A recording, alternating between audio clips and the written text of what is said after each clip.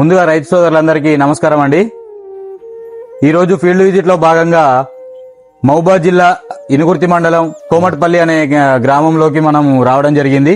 ఇక్కడ యాకమూర్తి గారు అనే రైతు ఈ యొక్క వ్యవసాయ క్షేత్రంలోకి రావడం జరిగింది. ఈ సంవత్సరం మనకు యాకమూర్తి గారు ఒక 4 ఎకరాల్లో సౌభాగ్య గోల్డ్ అనే రకాన్ని సాగు చేయడం జరిగింది. ఒకసారి వారి మాటల్లో పంట దిగుబడి ఎలా ఉంది, వారి యొక్క అనుభవం ఎలా ఉంది, ఒకసారి వారి మాటల్లో తెలుసుకుందాము. నమస్తే అండి.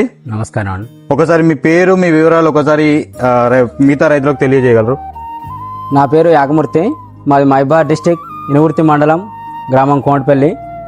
నేను గత 4 సంవత్సరాల నుండి సౌభాగ్య గోల్డ్ మహేంద్ర సీడ్ వారి సంబంధించిన సౌభాగ్య గోల్డ్ 4 సంవత్సరాల నుండి వాడడం జరిగింది. ఇది ఇతర వంగడాల కంటే ఇది విపరీతంగా దిగుబడి రావడం జరిగింది. నేను కూడా మిగతా వెరైటీస్ చాలా వాడిన, ఆ వెరైటీ కంటే ఇది బాగా దిగుబడి రావడం జరిగింది. ఇప్పుడు అదేవిధంగా ఇప్పుడు మనం పంట పండగానే కాదు, కొనడానికి కూడా ముందుకు వెళ్ళాలి. ఏ రైతు, ఈ వ్యాపారస్తులు కూడా కొనడానికి ముందుకు రావాలి.